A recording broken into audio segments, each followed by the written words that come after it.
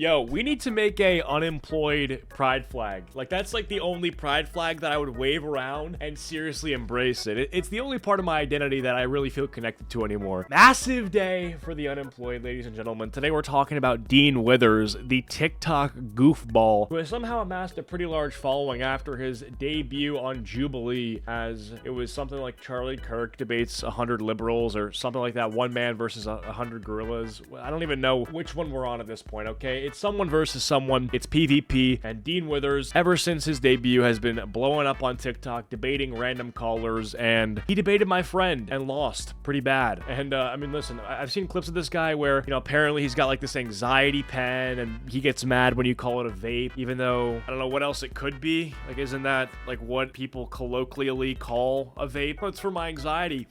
Like, I don't really get it, but hey, I wouldn't get it. Anyway, in his video that he made, which is just a stream clip, twins, about 9 days ago, it's one liberal versus 100 Trump supporters, and he actually debates my friend Kai Schwemmer. Oh, we went to his channel. And let's take a look at this debate. We'll see what happened, and let's get into some of the silliness. Welcome in, Kai Clips. Do you support What's Trump? up, Dean? Good to see you, man.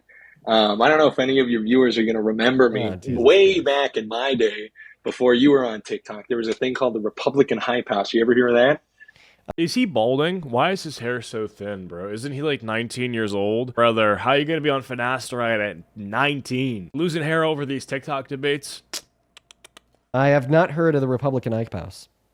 So the Republican Hype House was a TikTok account in like 2020. This was a weird time during TikTok. This was back when you would have things like, where are you showering the hardest? And it would be like 5 images of AI generated. No, it wasn't AI generated showers. They were these like CGI showers that were in $1 million mansions, and it would have this calm music in the background. Better for me to show you. Just take a look at this, okay? It's where this shit was huge in 2020. Where are you showering the hardest, right? Anyway, political TikTok was huge during the 2020 election cycle. A lot of debates going on, and my boy Kai was popping. Okay, yeah, this is like way back. I think you would have been, what would it, like 15, I think. It's crazy. Time has flown. But anyway, I was a guy on there. What is the Republican and it's Hype very House? Yeah, this was a big thing back during the 2020 election cycle. There was a Republican and a Democrat hype house. I don't know if any of your viewers remember this. This was a really fun era in political TikTok. By the way, just so you don't kick me off, you know, we are going to debate. I do disagree with you. I'm happy to discuss, but you know, this is just a cool part of the lore that I wanted to explore, because I see you, I see some of the other new heads here on TikTok, on the political TikTok stuff, and it motivates me. So I'm coming back. I wanted to do a rerun. All right, bro, this is your comeback moment. Shit on me. Shit on me. I'm ready, man. I'm ready. Regain your clout, regain your notoriety, beat Dean Withers. Let's keep it topical. Although I think you and I might agree, I don't disagree very much with your critiques of, for example, the conflict in Iran and how Trump has handled that, the influence of the AIPAC lobby, stuff like that. I think you're very right to point out. Right. But I think that Trump has actually been pretty good, for example, on the issue of immigration. He could certainly be better. But now we're seeing in the court a recent victory with birthright citizenship.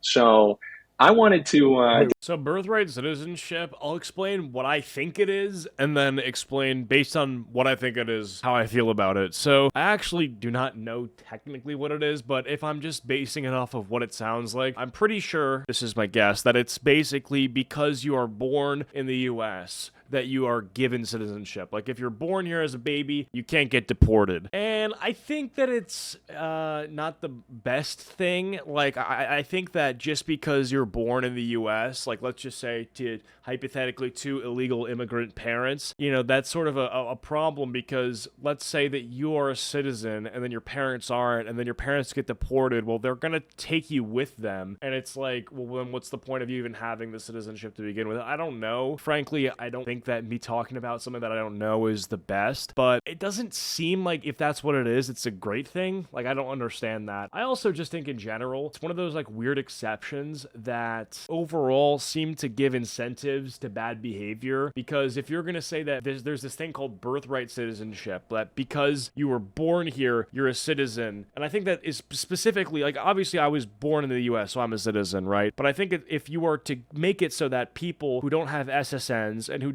aren't even in the system are making kids, and these kids are gonna be in the system. I mean, it just seems a little strange.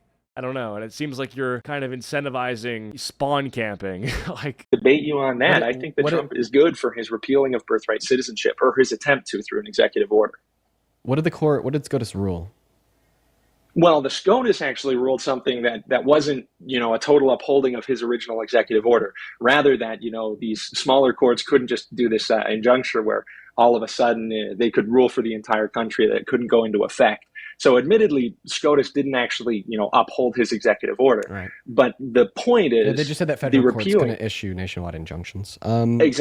Exactly, which is what I said. Yeah, sure. But, I mean, I'll do like a little debate with you. But I mean, I'm not. Why a little one? Because listen, man, I'm not like a law guy. I'm not a lawyer. I'm not a lawyer. My defense. We can talk about the philosophy behind it. My defense that his executive order is unconstitutional is because the 14th Amendment says all persons born in this country are deserving of U.S. citizenship. But if you hit that out with like some fucking trap card, it's unlikely that I'll have a response. But I think that's like pretty common sense. 14th Amendment says all persons are deserving of citizenship given that they're born on U.S. soil. EO said otherwise. Seemingly, the EO is unconstitutional for that reason. I don't like when people who don't care about the Constitution and would wipe their ass with it if it was opportune decide to invoke the Constitution as an argument against well-meaning patriots. You ever notice that? It's the same thing with religion. It's people who literally think religion is primal and uncivilized that will say things like, aren't you a Christian? Shouldn't you be nice? Jesus was nice. To like, let's say a father who is saying that it's not good to be teaching about like trans stuff in schools. A father will go to a school board meeting and say, hey, this shit that you're putting in front of my child is degenerate and inappropriate. And then some person will like chirp him on the way out and be like, hey, aren't you a Christian? Take that cross off your neck. You clearly don't have compassion for others. It's just like you clearly don't even care about religion. You're only saying that to you. You're using something against me that you don't even believe in. So it's like, what's the point?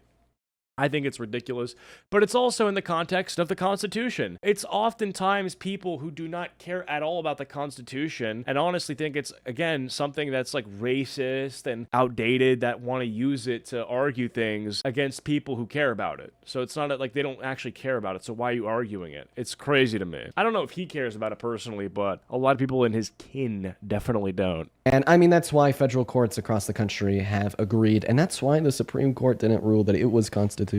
What are your thoughts? Okay. It's like, okay, the Constitution definitely supports this thing that I'm saying about immigration, even though the Founding Fathers would have literally made it much more clear, had they known this would have been the interpretation of it, that it wasn't about this, that, hey, freedom of speech can go too far, and there is such a thing as hate speech that needs to be regulated. The Constitution, fuck the Constitution. I don't care that it says free speech in there. It's like, okay, well, then you don't care about it at all. Okay. I think the more important argument is not so much what is in the Constitution. It's more so, whether or not the thing that's in the Constitution is actually true, right? Because the Constitution is being reinterpreted constantly. I believe in the Constitution. I think it's an important document, but I would be surprised if you and I have the same perspective of it. Like, for example, Dean, if we were to reinterpret the Second Amendment to have some kind of 180 That's the anxiety pen, by the way. degree radical departure from its original intent, we were to completely restrict gun ownership, would you be in favor of that? Would I be in favor of restricting gun ownership? Like all or gun ownership? Reinterpretation of the Constitution. Like to like completely ban all gun ownership? Yeah. I mean, it doesn't necessarily have to be about guns. I'll cut to the chase. The point I'm trying to make is that I think you would be in favor of a reinterpretation of the Constitution in such a way that is like a 180-degree departure from the original intent of the document. And I know this is true because I've seen people try to argue pro-abortion talking point from the Constitution. Now, if you want to be pro-abortion, be pro-abortion. I don't care. But you can't use an argument like, in the Constitution, they actually loved abortion and they wanted to protect it. Can we be dead ass for a second? They owned slaves when they wrote the Constitution. Women were only like, how many tiers above slaves? Legitimately, you think that they were going to allow for abortions in the Constitution when the country is like 90+% Christian? That's ridiculous. That is a literal, what Kai is saying, twisting the document 180 degrees and turning it into something which is a demented reshaping of what the original words work. It's obviously not true. And it's like I said, obviously done to appeal to people who believe in the Constitution. Right? I feel like the people who believe in it know that you're full of shit, so just argue from something else. Like, make the argument, because we all know that whether the Constitution has the pro-abortion argument or not, it's not going to stop you from making more pro-abortion arguments that aren't from the Constitution, so. If that's your belief, then, well, we shouldn't be arguing about whether or not the Constitution says it's legal, because to you, it's not all that important. I don't support that. So, I mean, I support interpreting the Constitution insofar as what is written and what a fair interpretation would be. Now, if like there is a scenario where there's something written in the Constitution that I think should have a 365 degree departure from, you know, the words on the document or what a fair interpretation would be, then I wouldn't support just saying like, oh, let's pass a EO to say that we can do this, even though the Constitution says otherwise. No, that's not the proper legal channel. The proper legal channel would be like a new amendment through Congress. So completely departing from the Constitution, saying that you disagree with it, we need to completely reinterpret it. If we want to do that, we'd have to take the proper legal channels, which would be a constitutional amendment through Congress. That's not what Donald Trump did. He just passed the EO saying otherwise. Okay, so if there was a constitutional amendment that said like all of the prior amendments to the Constitution, like the Constitution itself, are null and void, hereby declared null and void, would you be in favor of that so long as it was done constitutionally or legally? Oh, can that be done? Like, you probably know more about this than I. Is that something that could literally be done? I don't think it would be done in that way. I don't know. For right now, I'm gonna remain agnostic on that claim, and the reason I'm gonna remain agnostic on that claim is like I'm not sure that they can do that. But like, I mean, they might be able to. I just have to do my legal research, because all that I'm talking about is like what is legal, because like you're basically. But I just want to like clarify. Like, your position. Can I stop you there? Real quick, I just want to clarify. Your position is if you disagree with the Constitution, you just think it's okay to nuke it through an illegal EO. That's actually the opposite of my point. My point is that the Constitution is constantly being reinterpreted and being redefined to the point where the Constitution eventually in the future, it has no meaning by Democratic people, right, or Democratic politicians or judges. It's been totally transformed from the original document that it's like it may as well not even have written in the first place. Judges. I think at some point in the future, the Constitution that we'll have, especially if, immigration continues the way it's been happening, it's going to be totally different than the founders intended. And I think the Constitution is good, but I don't just think it's good because it allows for its own self-destruction, right? For something to be valuable. The Constitution is a living, updating document.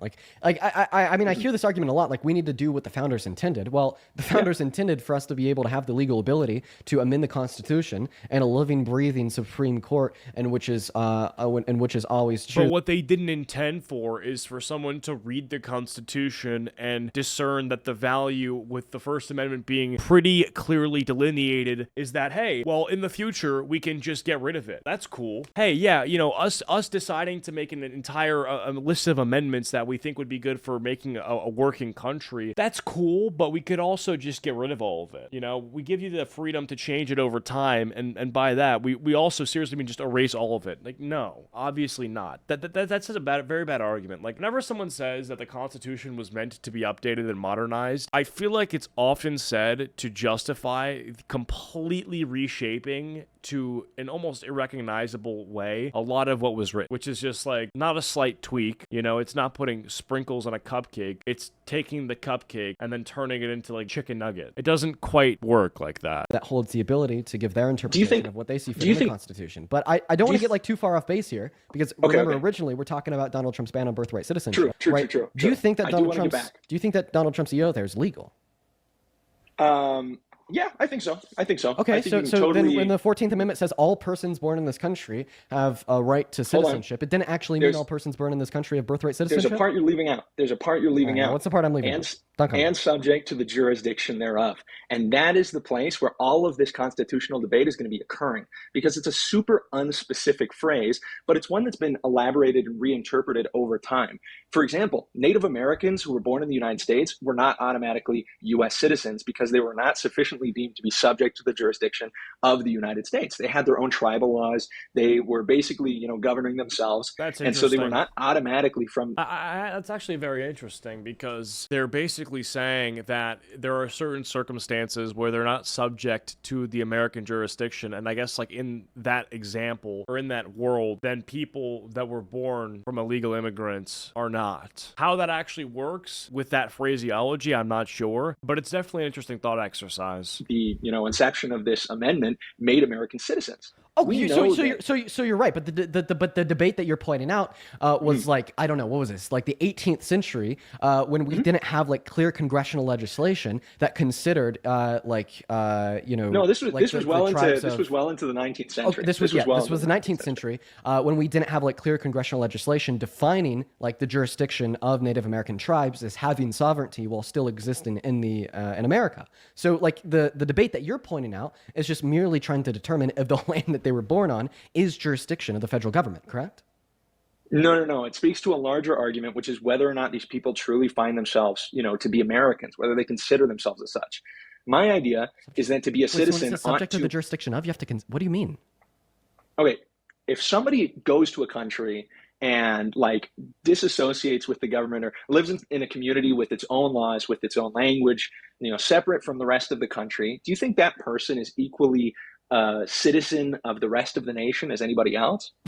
Dude, if you have an SSN, you're equally a citizen as anybody else. Yep, absolutely. No, that's just a terrible argument. That is legitimately a terrible argument. That is an argument that is literally just doing this whole like American in name only thing. Like if you're just legally in the system, then you're just as American as anyone else. Like imagine that like logic being taken to a radical extreme, and it is a radical extreme, but it could happen. It has been happening, and it might continue to happen. If you take America and reduce it to a collection of social security numbers and define that as being sufficient to have a coherent or cohesive country, let's just say you're in for a rocky ride. Let's imagine that all these people share nothing in common. They have no common language, no common religion, no common race or ethnicity, no common interests, no common senses of humor, no common family structure, like none of these sort of things, okay? Do you have a working country? I don't think you do. I wouldn't say that you do. I think the problem is that saying that it's fine to not have a working country leads to,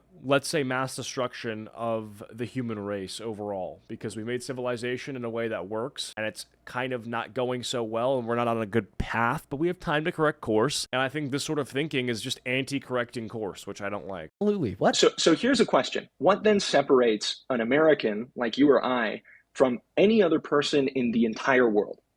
Yeah, the fact that we have a social security number, at least so that 8 I'm using digits. the term. So it's like what is it? 8 digits? That's just insane to me, right? The only thing that separates me from a Chinese person is the 8-digit social security number that I have. Like that is fucking insane. It's insane. And anyone who hears that is insane. Say that out loud. It's stupid.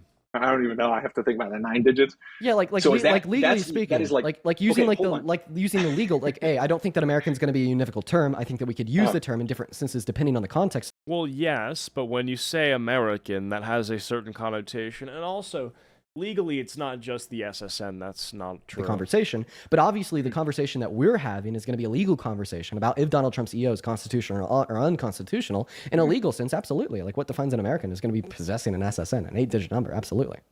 Yeah. So what I'm interested in here is not so much like this legal thing, because frankly, that is a total, it's like when people talk about immigration and they only talk about the products of culture.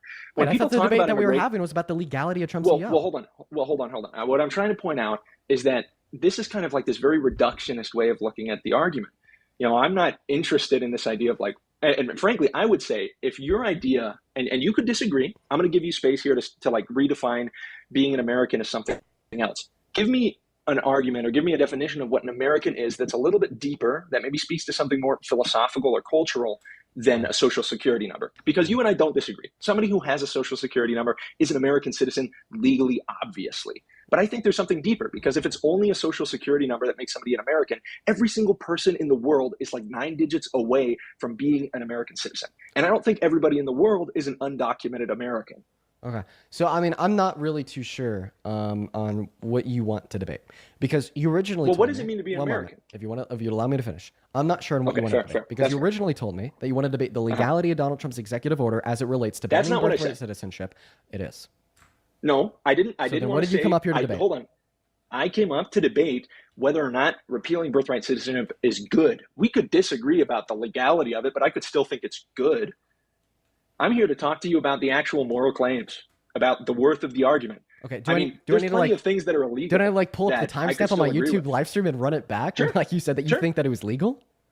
Hold on, I said hold on. I could even like rehash like what my response to that claim was, and then how you respond to that. So you made the claim that the EO as it related to burning birthright citizenship was legal, and then I went on to say, well, like obviously I don't know if I agree with you, because when we look at the text of the 14th Amendment, it very clearly says that all persons born in America have a right to citizenship, and then you retorted. I mean, listen, the reality is that legal oftentimes gets conflated with good or acceptable, when the easiest way to debunk this is to refer to slavery as something that was once legal and then was made illegal and then is now referred to as one of the greatest atrocities in human history. So when I think of something as being legal, I think we try our best to make our laws as aligned with morality as we can, but this stuff is changing like all the fucking time. Like the laws around certain things regarding like even cryptocurrency, like that stuff is changing every day. And I think if you look at something like this is something where like the morality of it is questionable. You know, we're going to have debates about it and we're going to try to find a law that suits it the most. Now, in the meantime, because it's such a contentious topic, I don't know if I would say that legal is good. I mean, that you didn't even say no, Dean. I don't want to debate the legality. I want to debate like the social implications or whatever. But no, you then retorted that claim by responding, well, it is the case. Well, if we look at the end of the 14th Amendment, like, isn't it better to talk about if something is good or bad rather than legal? Like, I guess in some circumstances, if you're having a legal debate, then that makes sense. But like what's a good example of? I mean, this is the best example right here. Is like, yeah. It says subject to the jurisdiction thereof, and then you give an example about like contentious legal debate in the 19th century as it related to like indigenous Americans born in on Native American tribes, and then I responded to that by saying, well, that was before we had congressional legislation that clearly defined Native American tribes as possessing their own sovereignty while still existing as a part of the greater federal government, and then you didn't really give me a clear response there, and then you kind of started to change the topic of conversation into this more. Dude, this guy legitimately is just summarizing the conversation. Like, we're going to get to the funny parts and the more interesting parts, and we will. But it's also worth noting that I genuinely think this guy bought a vintage Broncos t-shirt from ebay.com to try to, let's just say, farm some like W drip comments. Or like social or philosophical debate, detracting from legality, just kind of hinging your argument on it being good. Now, I understand if you want to argue I understand if you want to argue the perspective that you think it's like probably a good thing to deny birthright citizenship to the children of undocumented immigrants outside of its legality, and we can have a conversation about that. But before we do, I definitely either need you to respond to the argument that I gave you to demonstrate that it's illegal, or two, just concede and say, Dean, you've won this debate, and we can move on to something else. Okay. So I think I already addressed the thing you just asked me to respond to. And I hope you're listening still. I know you're looking at your phone, but I hope you're still listening. You literally, in describing the way the debate went, mentioned the fact that I had already responded to the argument about legality. I know, when you mentioned that, so you didn't defeat my counter response.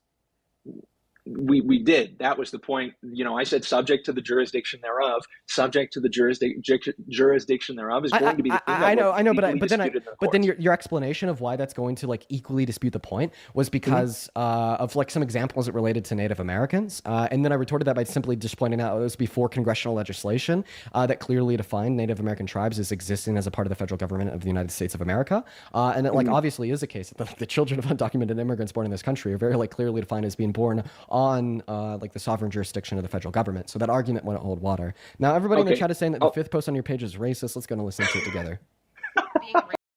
Bro, this is where it gets crazy. Everyone's saying the fifth post on your page is racist, and then he pulls it up. Let's not even have the debate. Let's see it. Water. Now everybody in the chat is saying that the fifth post on your page is racist. Let's go and listen to it together.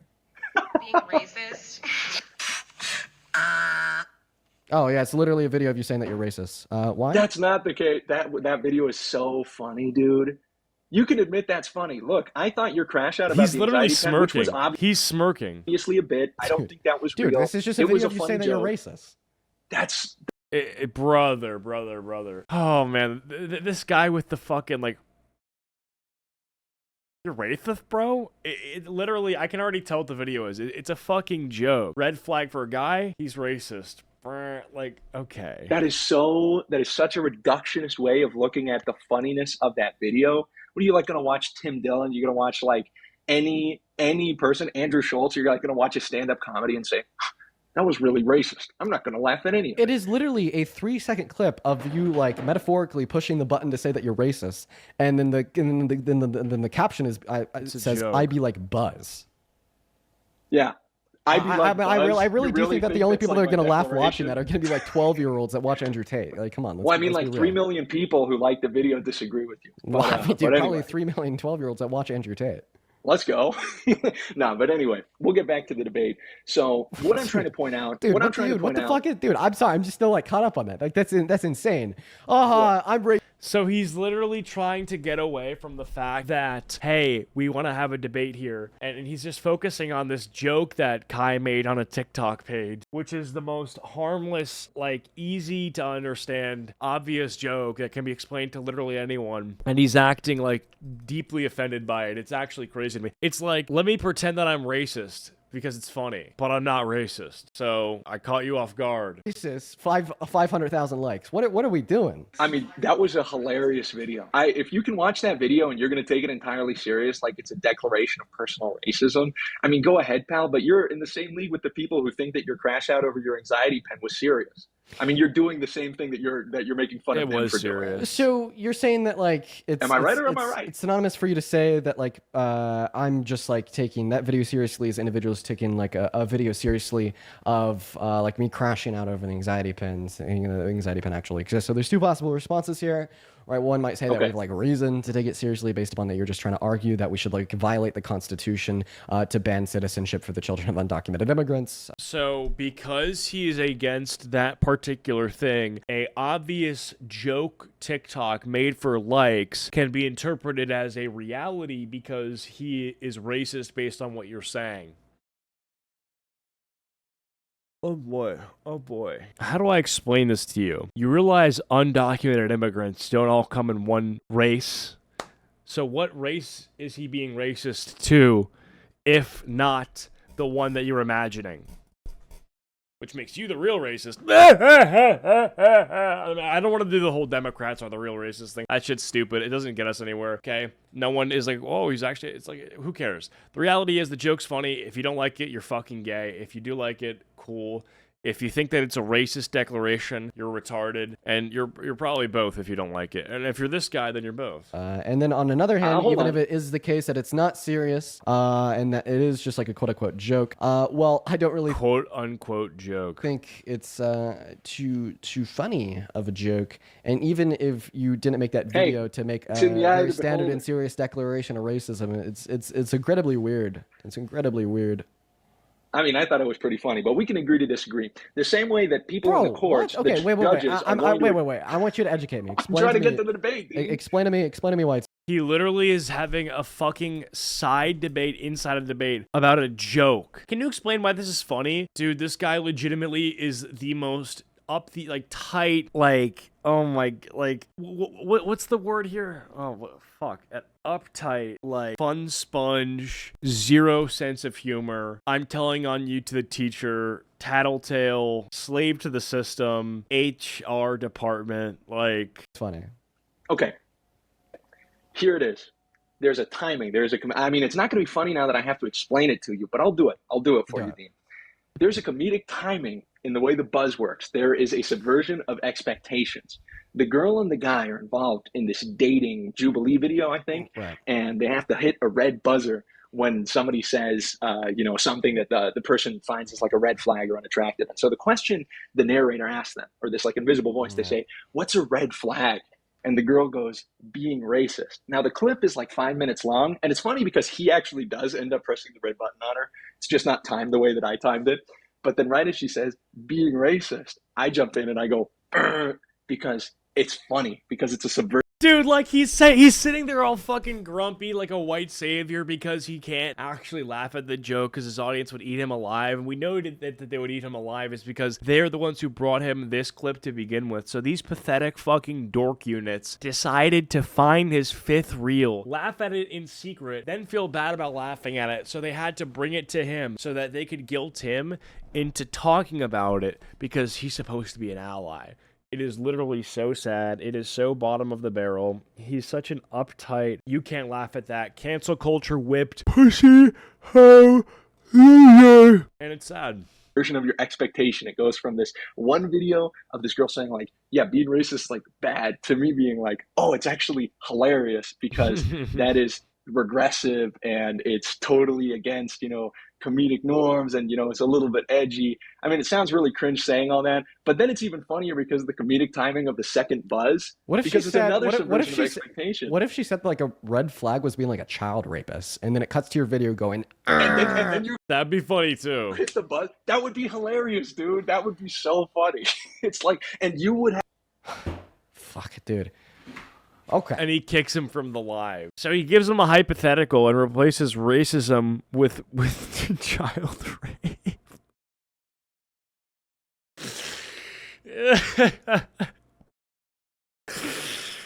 Oh my god, that's so fucking stupid. What if I can set this trap up for you, which gives me an excuse to kick you from the live? All right. Well, we're just gonna go to move on to the next guest. Everyone, just give us a minute. We got Donnie Clark loading up in the box. Jesus Christ. All right, everyone, give us a minute to get that next guest loaded into the box. Dude, somebody in the comment section said "fun police." Oh my god. Yeah, fun police. You literally. know, honestly, the comedic timing of me kicking him right there was hilarious. Anyway, so that is the Dean Withers current update. He debated my boy, didn't even continue the debate. He ran from the debate, and he literally decided to sabotage him in the most bitch-made way possible. It's like, brother, how are you gonna take a literal joke TikTok as a serious declaration of racism? And then he literally had to pretend that when he swapped out racism with child rape, that by him pressing the button, it was a serious declaration of him being a child rapist. Good shit, Dean. Very awesome, very cool. Anyway, though, leave a like on this video, and we'll do a hot box with our anxiety pens in the next one. And yeah, I'm gonna get out of here. See you guys later.